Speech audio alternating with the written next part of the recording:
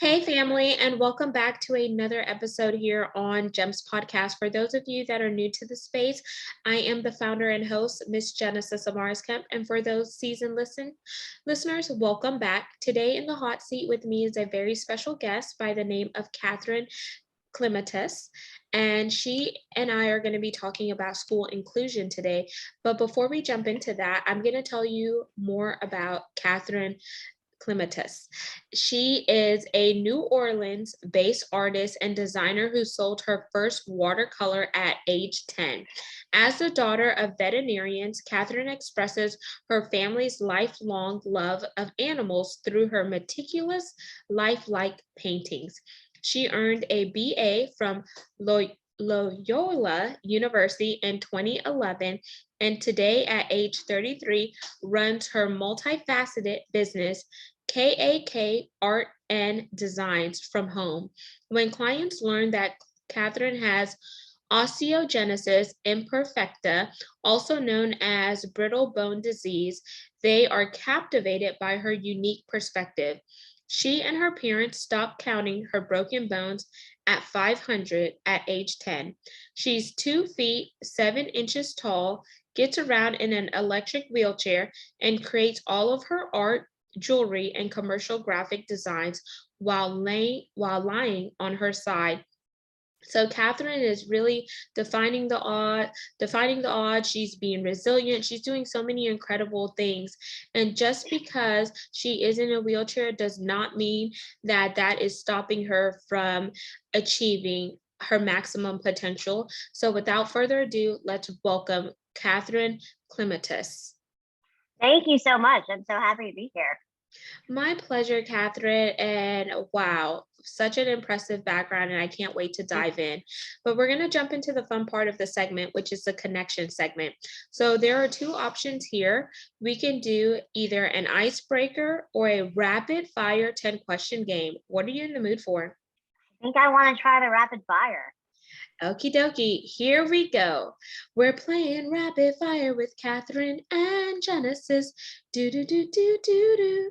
Question number 1, favorite color? Blue. Question 2, since you're in New Orleans, how do you say New Orleans? New Orleans. New Orleans. Okay. Yep. That's a freebie. And bonus part to that question, do you love beignets? Oh, of course I love beignets. We have drive-through beignets here, so we love that. Huh. I'm going to have to check that out next time I go to New Orleans, because I've only been to Cafe Du Monde. So Cafe Du Monde has a drive-through in Metairie now. Yeah. It's amazing. Question 3, favorite food? Lobster. Question 4, if you could have any superpower, what would it be? Superpower, what would it be? Flying. Question 5, if you could trade places with anyone, who would it be? Probably any touring musician. Any touring musician. Question 6, if you could have lunch or dinner with any person, past or present, who would it be? Reba McEntire. Ooh, okay. So I like challenging my guests. So I challenge you to do a 2-week challenge. So you have to complete it within 2 weeks. Reach out to Reba McEntire, whether it's her PR or you're sliding in her DMs, and tell her why you feel like y'all will have great synergies having lunch together. How can you add value to her? How can she add value to you? And then just package it up nicely so it's a win-win for both of y'all, and just shoot your shot, because either she's going to say yes or she's going to say no, but you have nothing to lose. That's a great idea. Sure, I will definitely do that. Okay, so I know you really accepted the challenge. You have to screenshot me when you reach out, so I know you did it. Okay, I will do that. Question 7, you get 3 random acts of kindness per day for you to do for someone else. What are your 3 for today? Does this have any parameters on it? Like is money an object? Or is it No, something I actually have to be able to do? no. I'll let you pick, and it could be a Okay. wild card, just as long as you're doing three acts of kindness for someone else. Okay. I think just giving someone a smile and saying hello to somebody on the street. I think that's always valuable. Um, Paying for somebody's grocery bill. I think that would be very valuable, especially because money is so tight for everyone right now. Um, and rescuing another dog, although I have no room to do that right now. But that would be, I mean, if there's no parameters, that would be my third. Question 8. Name something crazy that you have done in your life that actually turned out to be character building for you. Oh, well, I like to travel to see live music.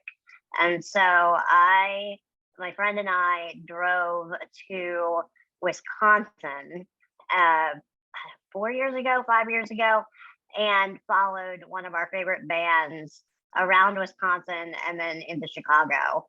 And that was an incredible trip. Like, I got to see so many things that I've never seen before. Um, it was probably the least amount of sleep I've ever gotten in my life um, in a 7 day period. But it was great. I mean, we had a great time. We of course got to spend quality time together and met a lot of new people and just saw a completely different part of the country. And I think that's always character building. That's amazing and super cool. Question 9. What's a wild card factor about you, Catherine, that maybe not even your own audience knows, but it makes you uniquely you? Hmm. I'm pretty open, so I think my audience knows most things about me. I'm kind of an open book. Um, I don't know. I don't know if I have a wild card. I mean, I love animals. I love art. Um, I don't know that I have a wild card that is not something I've shared before. Um, yeah. One thing? I mean, this is like a fun fact. Um, I when I was 10, I really wanted to be a killer whale trainer. That's a fun fact about me, which clearly would be a little bit difficult for me with my physical situation, but I feel like they would probably see me as a small snack. But but there's a fun fact. Does that work?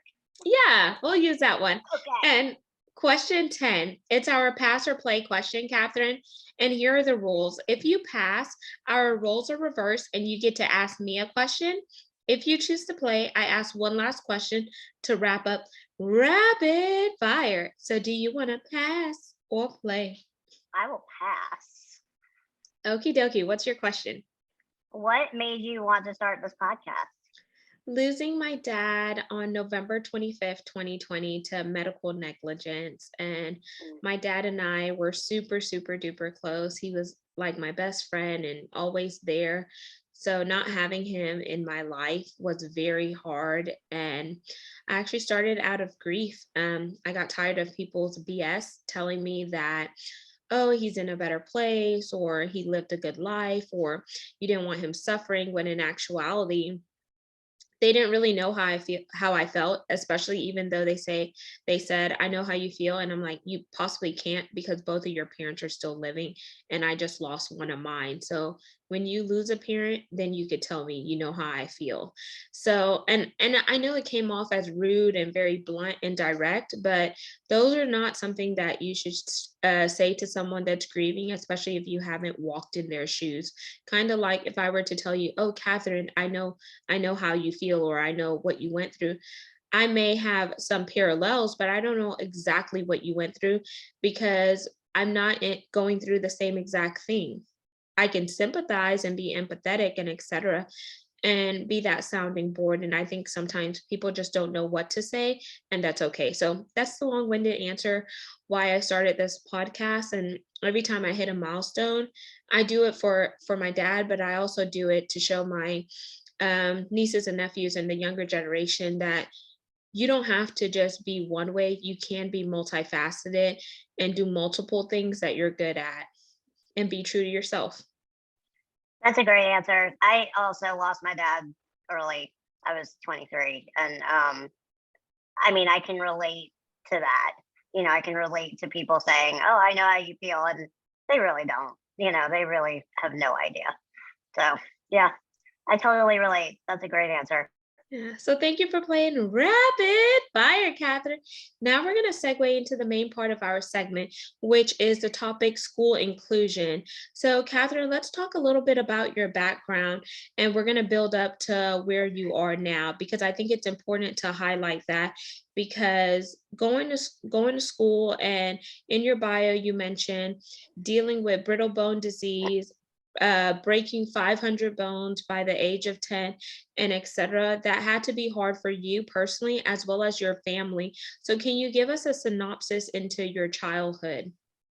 Yes. So I was born, I was very lucky because I was born to a family who uh, were predominantly medical professionals. So my parents are veterinarians. My dad, as I said, passed away several years ago, but both of my parents were veterinarians, and my grandfather is an MD. And so that was very helpful, obviously, having a major disability. Um, so I was born with 11 broken bones. My parents found out I had osteogenesis imperfecta 2 weeks before I was born. It showed up on an ultrasound. And yeah, I broke a lot of bones. I mean, when I was younger, I broke more than after I hit puberty, which is kind of one of the normal aspects of this disease is once you hit puberty and you get that surge of hormones that helps your bones to be a little bit stronger. They're still not strong, but they're a little better. And so, it was not uncommon for me to go to school with my arm bandaged or my leg bandaged or with a couple of broken ribs. But my parents always made sure that school was, in my eyes, it was a good thing. I wanted to go to school. I was mad when my mom made me stay home because I had too many broken bones. I was one of those really nerdy kids who loved school because I was good at school and it was something I could actually do, just like my peers. And so my parents, they knew I was really smart and I was really bored, and I was driving them completely insane by the time I was like a year old because I was speaking in complete normal smart sentences. Everything was in context, and I was very demanding. I wanted to go places and be shown things because, again, I was bored and I didn't get my first wheelchair until I was 2. And so, up until then, they had to take me places and move me around and, show me the things I wanted to see.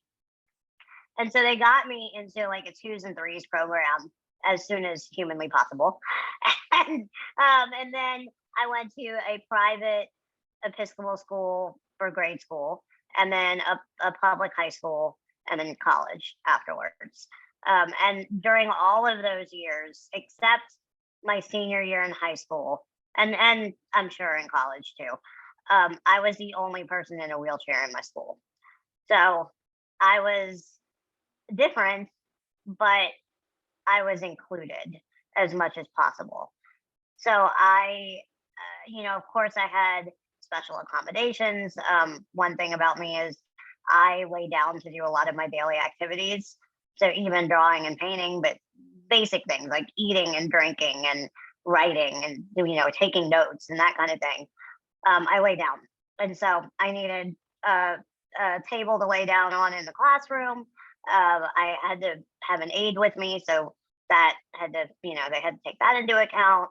I wasn't ever in the halls with all the kids because I'm right at backpack level. So, kid swings around with a backpack and smacks me right in the face. Had that happen many times. And that's not good when you break bones. That's not a good thing to happen. So, yeah, I mean, I had certain accommodations, but I was included as much as possible. which was beneficial for me because, I grew up around adults. I had to have an adult around me all the time, whether it was my aide or my parents or another family member or a friend's parent. I had an adult with me all the time. And so up until the time I went to school, I was not really around kids. And I had no idea how to interact with somebody my own age, because I was used to having adult conversations. And most 4-year-olds, don't have that.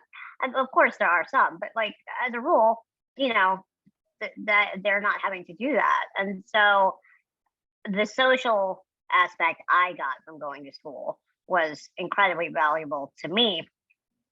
But then also the kids around me learned that just because somebody looks different doesn't mean you treat them any differently.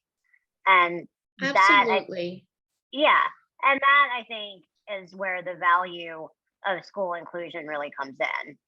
Is, I have a really good friend who I've stayed friends with since we were 6. I mean, we went to first grade together and we've been best friends since then. And she says all the time, you were just Catherine. You weren't the girl in the wheelchair. You weren't, the weird one. You were just Catherine. And yeah, you had some special stuff, but that's just part of who you were. And it wasn't a big deal for us. And so now that they're adults, they don't stare at people in wheelchairs in public. They know how to walk up to somebody in a wheelchair and talk to them instead of the person with them. And they know how to act.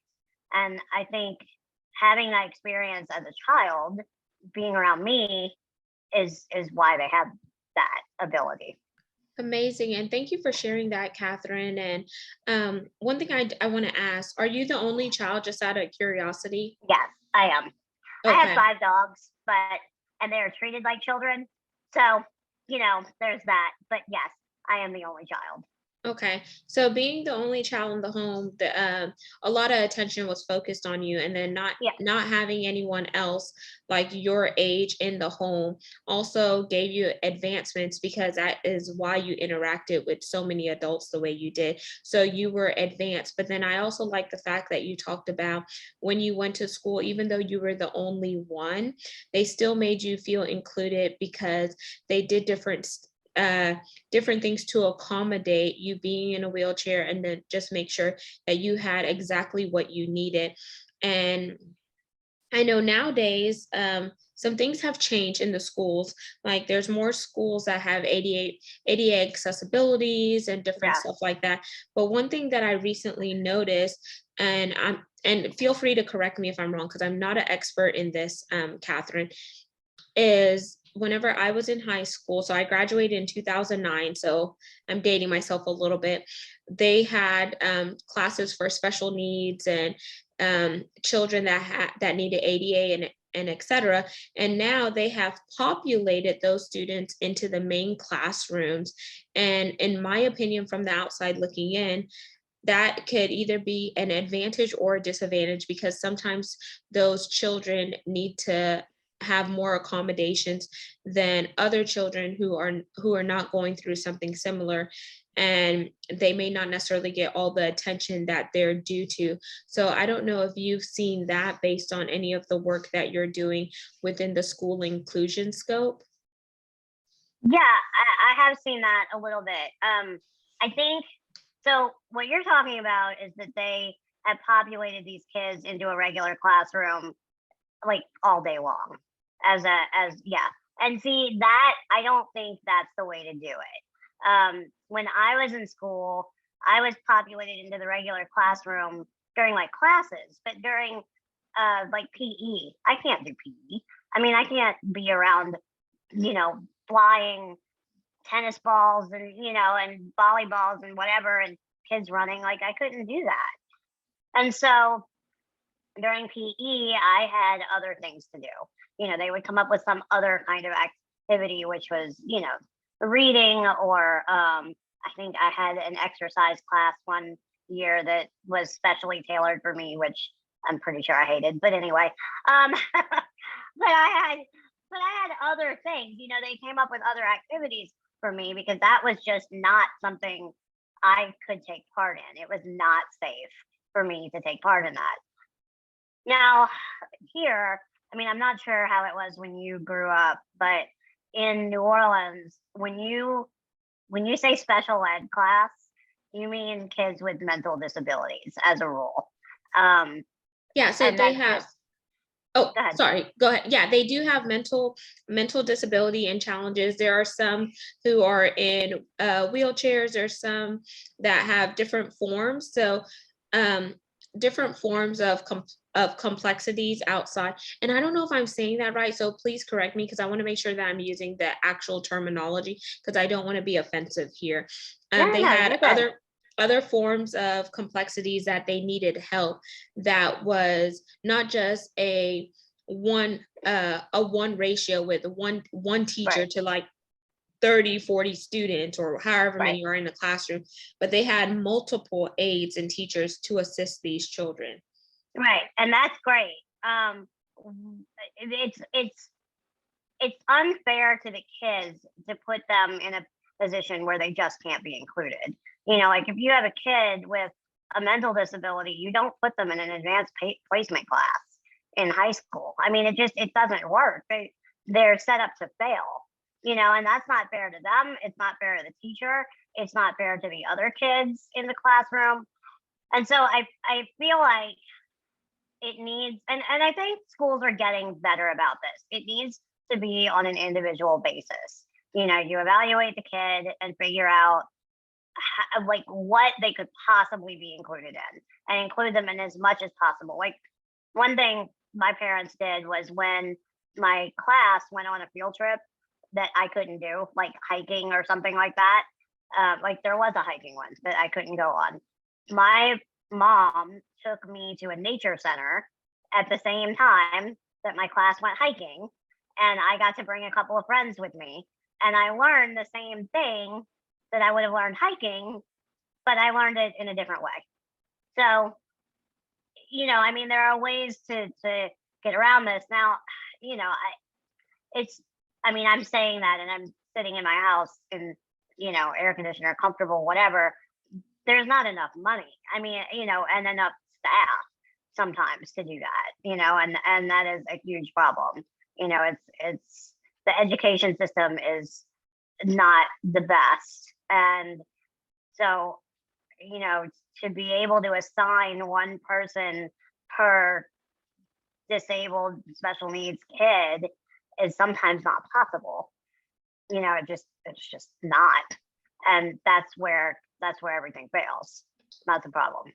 Perfect. And thank you for addressing that, Catherine, and just breaking it down for me to understand. And if you could talk directly right now to a school administrator, a superintendent, some teachers or whatnot, solely on school inclusion and some things that will help in this area, what are 5 tips you would like to give them that are brief that they should consider? Yeah, well, one basic one is just accessibility. Ramps, elevators, uh, door openers, bathrooms. That's a huge one, and that was always a huge one for me in school was accessible bathrooms.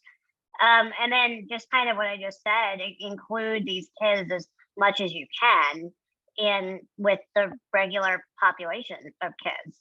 Just try to get them in the classrooms, or if it's kids that maybe mentally have some issues, put them in the PE classes. They can do the physical stuff. 5 tips. That's a lot of tips. Or you could stop there. I just want to give them some general tips that they can consider, just so they can ensure that they are taking in school inclusion for all children, no matter if they're in a wheelchair, if they're mentally challenged, or they have some form of able-bodiedness, because I know some people like to be Yeah, referred to as able-bodied versus disabled, or yeah, etc. Just really be thinking of that from a holistic standpoint to make sure that we really are doing a better job when it comes to yeah. inclusion, because that is a part of DEIB, diversity, equity, inclusion, and also making sure they belong and they feel Yes, seen and heard. yes. And along with that, I think probably the most important tip I could give is to listen to the kid and listen to the parents. Because, what'll happen is, and this happens to me, or this happened to me many times, where you go into a meeting about the accommodations I would need, or even a meeting with medical professionals, and they say, well, you have this disease, this is what you need. And that's not how it works. I mean, I've been living with this disease for 33 years. I know what I need, and my parents know what I need, and they knew what I needed as a child. And, we would have to argue for a lot of the accommodations I got, because the school they just didn't understand it. They would try to stick to certain protocols, which are useful, but at some point you've got to think outside the box a little bit, for each individual kid. And so I think listening to the people who are actually living with the disease, or disability, or whatever you want to call it, that's the most key. Thank you for sharing that, Catherine. And we're going to jump into the CTA part of the segment, which is the call to action. What is your call to action for the audience once they hear your topic on school inclusion? What is it that you want them to do? Well, for educators, exactly what I just said. The tips I just said. For people just in general, and this goes outside of school inclusion. This goes into just inclusion in general. One of the things that drives me the most crazy is when somebody assumes something about me in public just by looking at me, and they've never met me, and they usually assume I'm a child, or they assume I'm mentally disabled. Sometimes they assume I'm deaf. I don't know why. Apparently, a wheelchair equals deafness. I don't understand. Anyway, and you shouldn't do that. That shouldn't happen.